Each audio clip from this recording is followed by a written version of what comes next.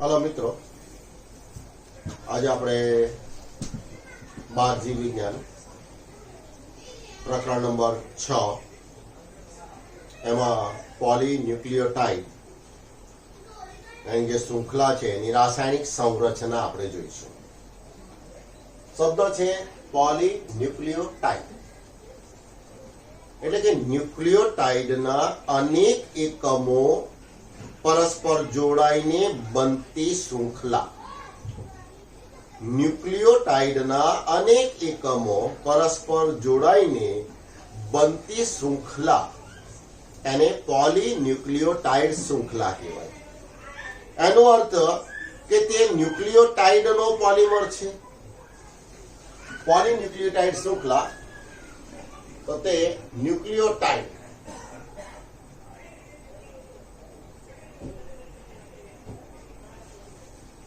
एनो polymer छे।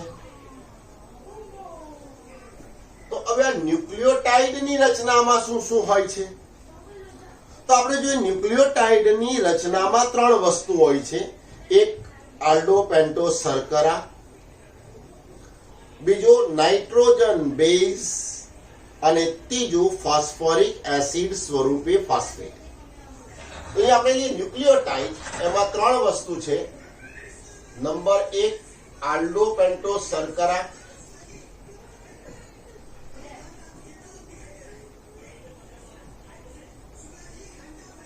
Number 2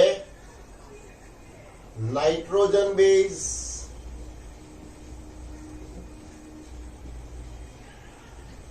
અને number 3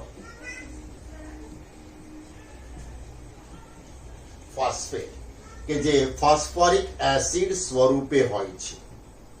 તો આપણે આ ન્યુક્લિયોટાઇડના બંધારણ માટે ત્રણે ત્રણનું રાસાયણિક બંધારણ શીખવું પડશે। સૌથી પહેલો લઈએ આપણે એમાં આલ્ડોપેન્ટોસ શર્કરા।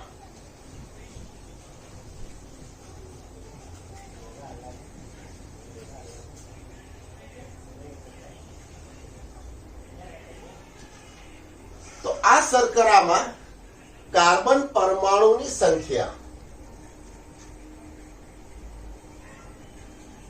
5 होय छे। कार्बन परमाणु की संख्या 5 होय छे એટલે આપણે એને પેન્ટોસ શર્કરા તરીકે ઓળખીશું। 11 માં ભણી ગયા છે। અને એમાં સમૂહ રહેલો છે આલ્ડોઝ આલ્ડીહાઇડ। સમૂહ કયો છે? આલ્ડીહાઇડ સમૂહ। અને આલ્ડીહાઇડ સમૂહ છે એટલે એને આલ્ડોપેન્ટોસ શર્કરા તરીકે ઓળખવામાં આવે છે। આવી બે શર્કરા આપણે જોઈએ આલ્ડોપેન્ટોસ શર્કરા। તેમાં પહેલી જોઈએ આપણે રિબોઝ શર્કરા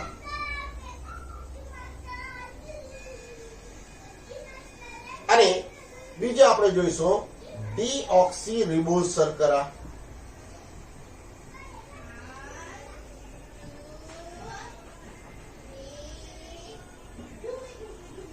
डीऑक्सी रिबोज शर्करा।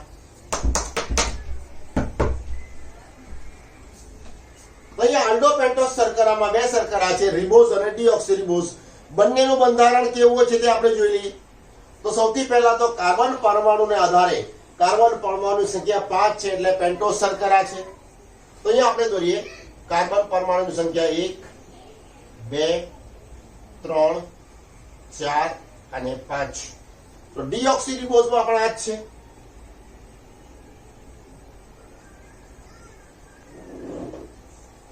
5 कार्बन થઈ ગયા। આલ્ડોસ સમૂહ છે એટલે પહેલા કાર્બન સાથે અહીં આપણે જોઈશું CHO। આ રીતે પણ દર્શાવી શકીએ અથવા દર્શાવવું હોય તો દાખલા તરીકે પહેલો કાર્બન છે, બીજો કાર્બન, તો આની સાથે હાઇડ્રોજન અને દ્વિબંધથી ઓક્સિજન જોડાયેલો હોય છે। તો આને આપણે આ રીતે પણ દર્શાવી શકીએ છીએ। કોઈ પણ રીતે દર્શાવી શકાય। એ જ રીતે આમાં પણ CHO સમૂહ આલ્ડોસ સમૂહ છે। આને પણ આપણે આ રીતે દર્શાવી શકીએ છીએ। અને હવે પેન્ટોસ શર્કરા છે તેનું સામાન્ય રાસાયણિક સૂત્ર છે C5H10O5। 5 carbon 10 hydrogen 5 oxygen. તો એના માટે અહીં આપણે શું કરવાનું છે? तो आ कार्बन ની આપણા જમણા હાથ તરફ હાઇડ્રોક્સી સમૂહ ગોઠવવાના છે OH સમૂહ। અને ડાબા હાથ તરફ આપણે હાઇડ્રોજન જોડી દેવાના H.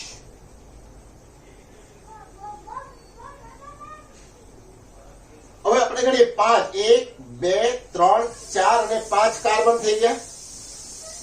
ઓક્સિજન 1 2 3 4 5 થઈ ગયા.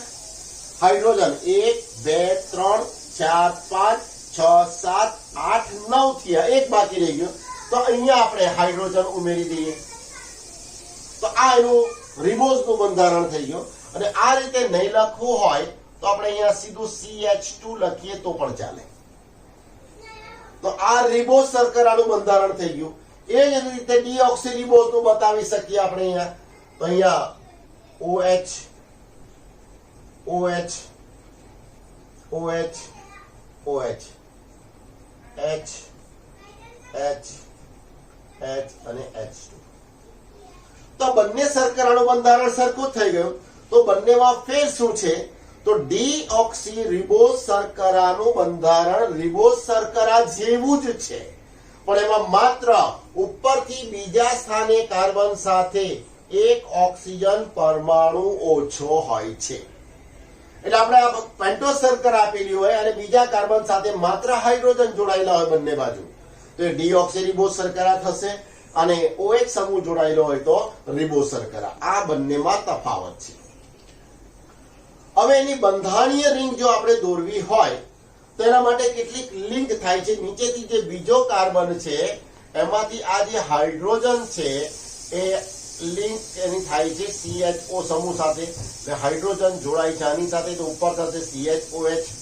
અને આ જે ઓક્સિજન લિંક છે એક તો ચોથા ક્રમના કાર્બન સાથે જોડાયેલું છે, અને આ ઓક્સિજન લિંક થશે પહેલા કાર્બન સાથે. એ જ રીતે આમાં હાઇડ્રોજન એની લિંક આપણે બતાવીશું અહીંયા CHOH, અને આ ઓક્સિજન પહેલા અને ચોથા સાથે જોડાયેલું હોય. તો આના આધારે આપણે એની જે બંધારણીય રિંગ દોરીએ આપણે, તો પેન્ટોઝ છે એટલે આપણે 5 ખૂણા વાળી આકૃતિ દોરવી પડશે.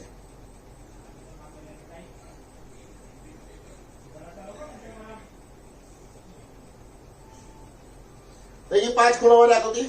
હવે અહીંયા જે છે એ પહેલા અને ચોથા વચ્ચે ઓક્સિજન લિંક છે. તો અહીંયા આ પહેલો કાર્બન બતાવવાનો, અહીંયા આપણે બીજો કાર્બન બતાવીશું, ત્રીજો કાર્બન, અહીંયા ચોથો. એટલે પહેલા અને ચોથા વચ્ચે ઓક્સિજન લિંક થઈ ગયા. અને પાંચમો કાર્બન અહીંયા સહેજ આપણે બહાર બતાવીશું. એ જ રીતે આની અંદર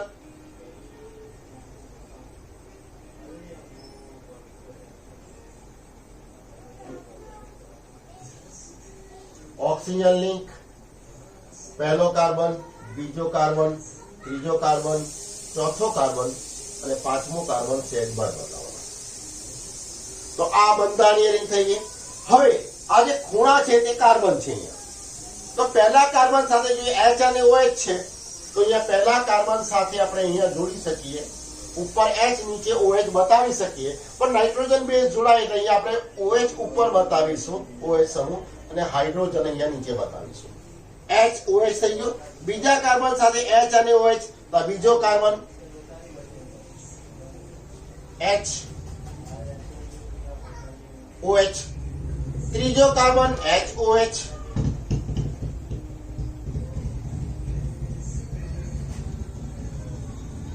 ચોથો કાર્બન એમાં માત્ર હાઇડ્રોજન છે, અને આ કાર્બન ઓક્સિજન લિંક થી પહેલા સાથે જોડાય છે, તે પહેલા એની સાથે જોડી દો ઓક્સિજન લિંક. તો અહીંયા માત્ર હાઇડ્રોજન આવશે. અને પાંચમા કાર્બન અહીંયા આપણે લખીશું CH2OH. તો આ જે બંધારણ થઈ ગયું રિબોઝ શર્કરાનું, એને આ બંધારણ ન દોરવું હોય તો આને બદલે આપણે અહીંયા આ રીતે 5 ખૂણા વાળી આકૃતિ દોરીને અંદર ખાલી R લખી દઈએ તો એ રિબોઝ શર્કરાનું બંધારણ થશે. પણ આ જો બંધારણ આપેલું હોય પેન્ટોઝ શર્કરાનું અને બીજા સ્થાને H અને OH જોડાયેલા હોય તે રિબોઝ શર્કરા થશે. યાદ રાખજો, અહીંયા જોઈ છે કે બીજા સ્થાને HOH છે. આવું જ બંધારણ ડીઓક્સીરિબોઝનું છે, આની જેમ જ બતાવીશું. તો પહેલા સ્થાને H અને OH, પણ અહીંયા બીજા સ્થાને જોઈ લો બંને બાજુ હાઇડ્રોજન જોડાયેલા છે. તો અહીંયા H અને H. બરાબર છે? તો અહીંયા બીજા સ્થાને OH છે, અહીંયા H છે. બરાબર છે? ત્રીજા સ્થાને H, OH, ચોથા સ્થાને માત્ર H અને પાંચમા સ્થાને CH2OH. તો આ બંધારણ થઈ ગયું ડીઓક્સીરિબોઝ શર્કરાનું. અને એને પણ આપણે દર્શાવવી હોય તો આપણે 5 ખૂણાવાળી આકૃતિ દોરીને અંદર આપણે ડી લખી દઈએ તો એ ડીઓક્સીરિબોઝ શર્કરાનું બંધારણ થશે. તો રિબોઝ શર્કરા અને ડીઓક્સીરિબોઝ શર્કરા થઈ ગયું. હવે આ જે રિબોઝ શર્કરા છે એ આરએનએ ની બંધારણીય શર્કરા છે. કોની? આરએનએ ની બંધારણીય શર્કરા છે. જ્યારે ડીઓક્સીરિબોઝ શર્કરા છે એ ડીએનએ ની બંધારણીય શર્કરા છે. અને આપણે જોઈ ગયા કે આરએનએ માં આ શર્કરાના બીજા સ્થાને OH સમૂહ છે, બીજા કોઈ પણ ઘટક સાથે સરળતાથી એ જોડાઈ શકે છે. એટલે ડીએનએ કરતા એ વધુ અસ્થાયી છે, ડીએનએ વધારે સ્થાયી છે. આગળ બીજા પ્રશ્નમાં પણ આપણે જોઈ ગયા છે. તો આ થઈ ગયું શર્કરાનું બંધારણ. હવે ન્યુક્લિયોટાઇડ બનાવવા માટે આલ્ડોપેન્ટોઝ શર્કરા સાથે આપણે જોડવું પડશે નાઇટ્રોજન બેઝ અને ત્રીજો ઘટક જોડવો પડશે ફોસ્ફેટ. તો આ જે આલ્ડોપેન્ટોઝ શર્કરા છે એનો જે અહીંયા ઉપર OH છે એની સાથે નાઇટ્રોજન બેઝ જોડાય છે. એટલે કે પહેલા ક્રમના કાર્બન સાથે નાઇટ્રોજન બેઝ જોડાય છે અને અહીંયા પાંચમા ક્રમના કાર્બન સાથે ફોસ્ફોરિક એસિડ સ્વરૂપે ફોસ્ફેટ જોડાય છે. તો ન્યુક્લિયોટાઇડની રચના થાય છે. તો અહીંયા આપણે જોઈ ગયા પેન્ટોઝ શર્કરા. હવે આપણે બીજો ઘટક જોઈએ નાઇટ્રોજન બેઝ. જરાક અભ્યાસ કરી લો 2 મિનિટ પછી આપણે જોઈએ.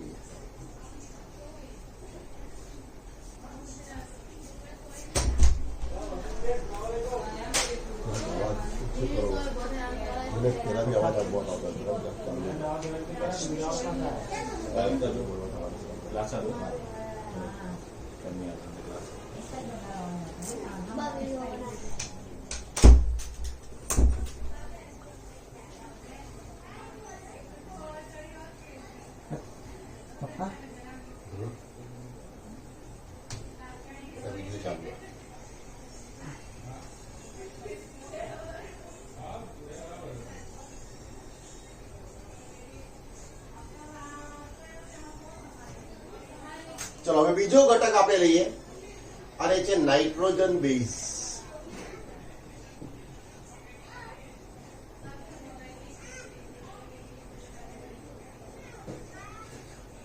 તો નાઇટ્રોજન બેઝ એ નાઇટ્રોજન યુક્ત સંયોજનો છે.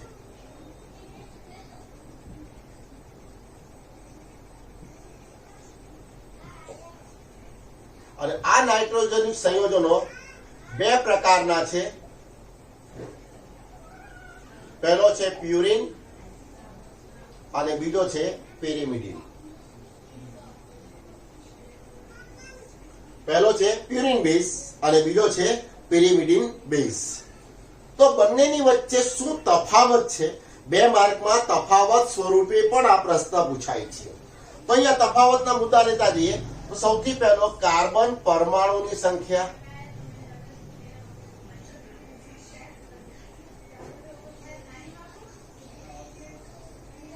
કાર્બન પરમાણુની સંખ્યા તફાવત.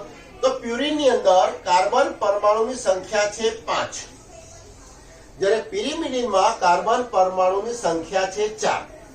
તો કાર્બન પરમાણુની સંખ્યામાં તફાવત થઈ ગયો. બીજો તફાવત લઈએ આપણે નાઇટ્રોજન પરમાણુની સંખ્યા. તો પ્યુરિન ની અંદર નાઇટ્રોજન પરમાણુની સંખ્યા છે 4, જ્યારે પિરિમિડિનમાં નાઇટ્રોજન પરમાણુની સંખ્યા છે 2. તો કાર્બન પરમાણુ 5 અને 4 છે, નાઇટ્રોજનમાં 4 અને 2 છે. હવે આપણે લઈએ આ અણુઓને ઓલ્ટરનેટ ગોઠવીને એની બંધારણીય રિંગ બનાવીએ તો કેટલા રિંગનું બનેલું માળખું? તો અહીંયા પ્યુરિનનું બંધારણીય માળખું 2 રિંગનું બનેલું હોય છે, જ્યારે પિરિમિડિનનું બંધારણીય માળખું માત્ર 1 જ રિંગનું બનેલું હોય છે. એટલે કે બંધારણમાં 2 અથવા 1 રિંગ છે. તો હવે 2 રિંગ હોય કે 1 રિંગ હોય તો કદમાં તફાવત આવવાનો. તો આનું પ્યુરિનના અણુઓ એનું કદ મોટું હોય છે, જ્યારે પિરિમિડિનના અણુઓ એનું કદ હોય છે નાનું. બંધારણીય રિંગ દોરીએ તો કદમાં તફાવત આવી ગયો. હવે એના ઉદાહરણ જોઈ લઈએ આપણે.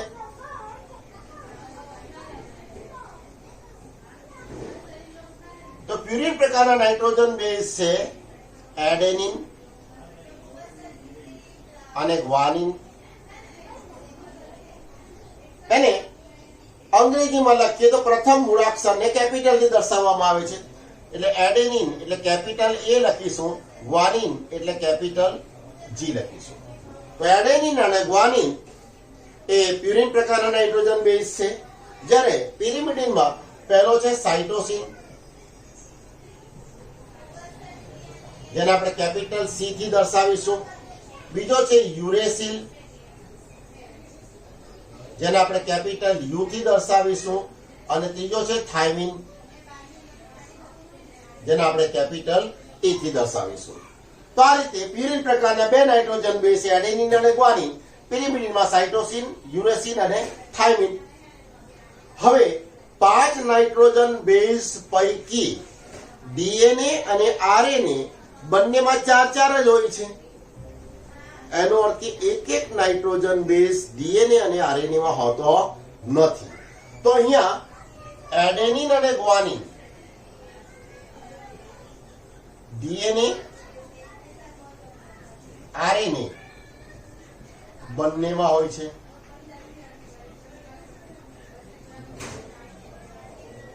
જ્યારે અહીંયા આ પૈકી સાઇટોસિન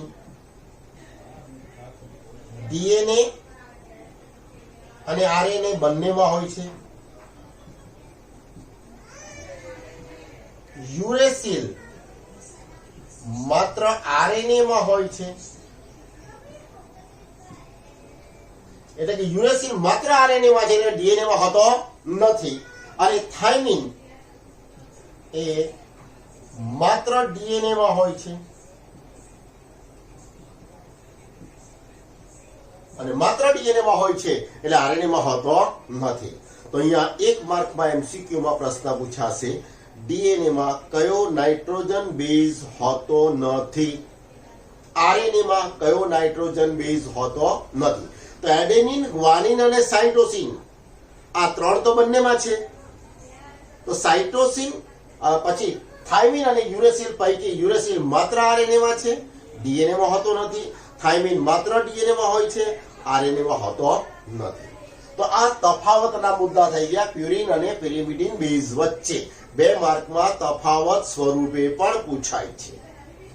હવે એની બંધારણીય રિંગ કેવી છે એ બંધારણીય રિંગ આપણે જોઈ લઈએ.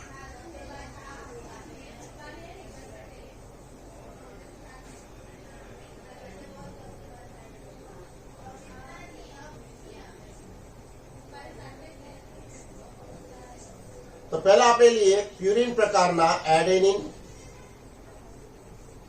અને ગ્વાનિન. આ બંને પ્યુરિન બેઝ છે.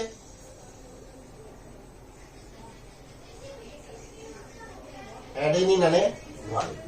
અને પ્યુરિન નું બંધારણીય માળખું 2 રિંગનું છે. તો આપણે ત્યાં કાર્બન અને નાઇટ્રોજન ઓલ્ટરનેટ ગોઠવીને એની રિંગ બનાવીશું. અને પહેલી રિંગ યાદ રાખજો, બરાબર ધ્યાનથી જોઈ લેજો, બધામાં કોમન છે. દાખલા તરીકે પહેલી રિંગ બતાવીએ તો કાર્બન, પછી મૂકીએ આપણે નાઇટ્રોજન, પાછું મૂકીએ કાર્બન, પાછું મૂકીએ આપણે નાઇટ્રોજન, અને આ બાજુ આવે કાર્બન, દ્વિબંધી કાર્બન અને નાઇટ્રોજન. એટલે CN ઓલ્ટરનેટ મૂક્યા, આ બાજુ 2 કાર્બન સાથે દ્વિબંધી જોડી દેવાના.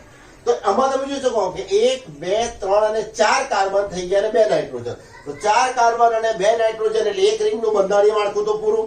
અને આ રિંગ બધામાં કોમન હશે. હવે દ્વિબંધ અહીંયા 2 કાર્બન વચ્ચે છે. આપણે રિંગ જો ઓલ્ટરનેટ આમ કરી નાખી, 2 કાર્બન અહીંયા લઈએ તો અહીંયા દ્વિબંધ, 2 કાર્બન વચ્ચે દ્વિબંધ બતાવવાનું છે. હવે ઓલ્ટરનેટ દ્વિબંધ છે, એક અહીંયા દ્વિબંધ છે, એક છોડીને અહીંયા દ્વિબંધ છે, એક છોડીને અહીંયા દ્વિબંધ છે. તો આ રીતે પહેલી રિંગ દરેકમાં કોમન છે. આપણે પહેલી રિંગ બધામાં બતાવી દીધી. એ રીતે ગ્વાનિનમાં પણ બતાવીએ, carbon, nitrogen, carbon, nitrogen, carbon, દ્વિબંધી કાર્બન, નાઇટ્રોજન, ઓલ્ટરનેટ દ્વિબંધ થઈ ગયું. એ રીતે પિરિમિડિન બતાવીએ આપણે.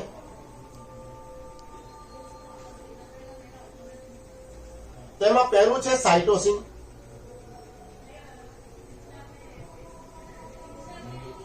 બીજું આપણે દોરીશું યુરેસિલ, અને ત્રીજું આપણે દોરીશું thiamine.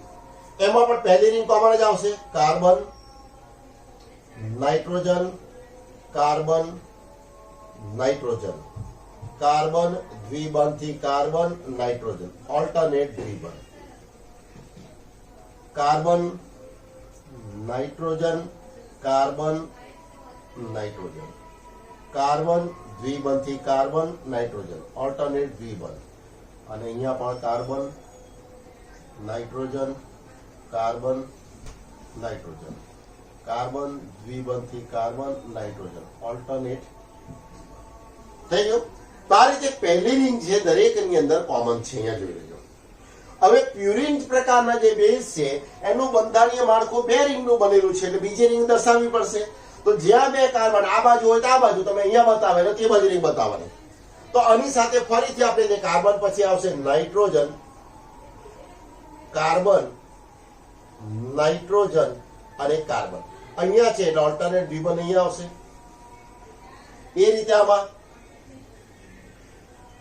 Nitrogen, carbon, nitrogen, carbon અહીંયા છે એટલે દ્વિબંધ. તો આપણે ગણી લઈએ કે આની અંદર તો 5 અને 4 અને 2 થઈ ગયા. આમાં જોઈ લઈએ 4 અને 2 હતા, પાંચમો કાર્બન થઈ ગયો અને 4 નાઇટ્રોજન થઈ ગયા. તો આ રીતે આ રિંગ દરેકની અંદર કોમન આવશે. હવે એની સાથે કેટલાક સમૂહ જોડવાના છે. તો કોની સાથે કયા સમૂહ આવે તે આપણે જોઈ લઈએ. તો જો એડેનિન હશે તો એમાં જે પહેલો કાર્બન છે ત્યાં આપણે એમિનો સમૂહ બતાવવાનો, એમિનો સમૂહ. હવે બાકીના કાર્બન અને નાઇટ્રોજનના બંધની ચકાસણી કરી લેવાની.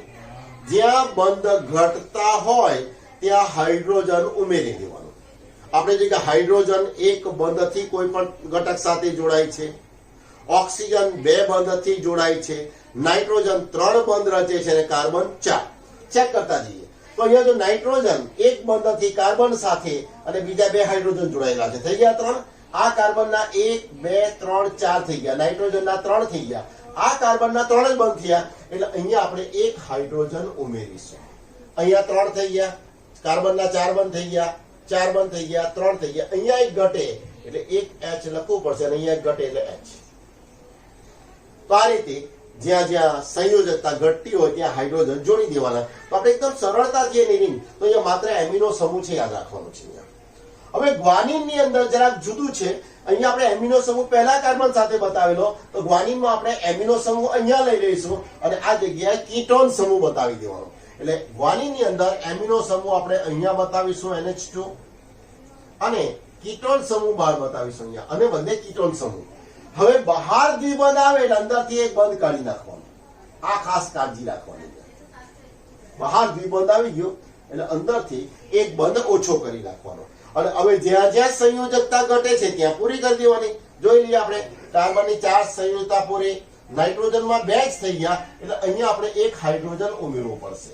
અહીંયા થઈ ગયા 3, 4 થઈ ગયા, 3 થઈ ગયા, 4 થઈ ગયા, 4 થઈ ગયા, 3.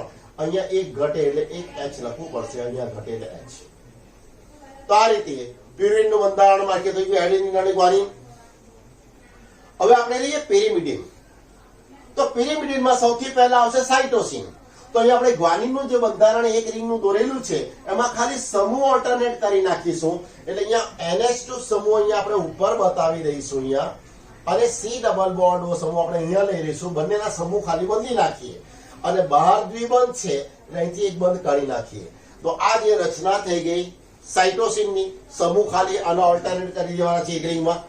હવે ગણીએ 3 4 3 4, અહીંયા ઘટે એટલે એક H, અહીંયા ઘટે એટલે H અને અહીંયા ઘટે એટલે H. તો આ બંધારણ કોનું થઈ ગયું? સાઇટોસિન. હવે યુરેસિલ માટે શું કરવાનું કે અહીંયા તો કીટોન સમૂહ છે, જાળવી રાખવાનો. અહીંયા પણ એમિનોને બધે કીટોન સમૂહ, એટલે બંને જગ્યાએ આપણે કીટોન સમૂહ મૂકીનો, C ડબલ બોન્ડ O અને અહીંયા પણ C ડબલ બોન્ડ O. તો બંને જગ્યાએ જ્યાં દ્વિબંધ આપણે કાઢી નાખવા પડશે. બરાબર છે અહીંયા. હવે બાકીના ચેક કરી લઈએ તો 4 થઈ ગયા, નાઇટ્રોજનમાં 1 ઘટે એટલે અહીંયા આપણે H મૂકી દેવાનો, થઈ ગયા 4, અહીંયા 1 H લખી દઈએ, અહીંયા H લખી દઈએ, અહીંયા H લખી દઈએ. તો આ યુરેસિલ નું બંધારણ થઈ ગયું. અને છેલ્લે આવશે થાઇમિન નું બંધારણ. તો થાઇમિન માં આની જેમ જ અહીંયા પણ કીટોન સમૂહ છે, અહીંયા પણ કીટોન સમૂહ છે, એટલે આ બંને દ્વિબંધ કાઢી નાખીએ આપણે. અને વધારે અહીંયા આપણે CH3 સમૂહ મૂકી દેવાનો છે. બસ આટલું જ ખાલી કરવાનું છે.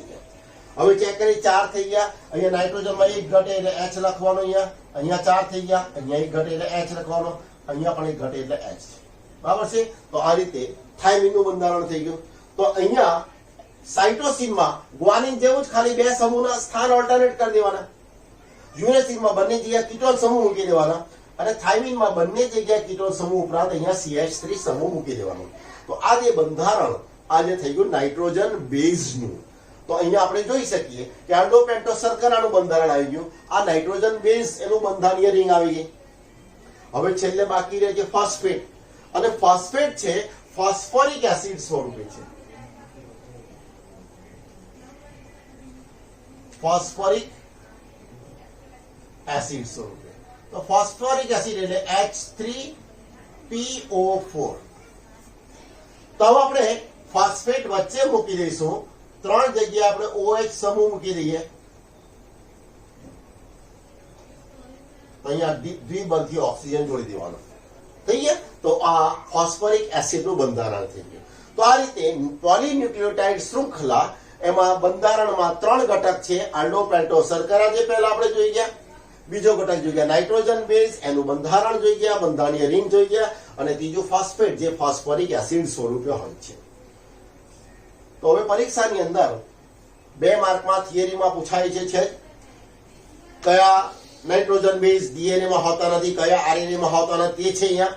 આમાંની કોઈ પણ એક રિંગ આપેલી હોય, બંધારણ શાનું છે તે આપણે ઓળખવું પડે. અથવા તો આમાંથી યુરેસિલ નું બંધારણ કયું છે, તો 4 બંધારણીય રિંગ તમને આપેલી હોઈ શકે. તો આ રીતે બંધારણીય ઘટક થઈ ગયા, અને એનું જોડાણ આપણે બીજા વિડીયોમાં તૈયાર કરેલું છે, એ આપણે જોઈશું. Thank you. બંધ કરીએ.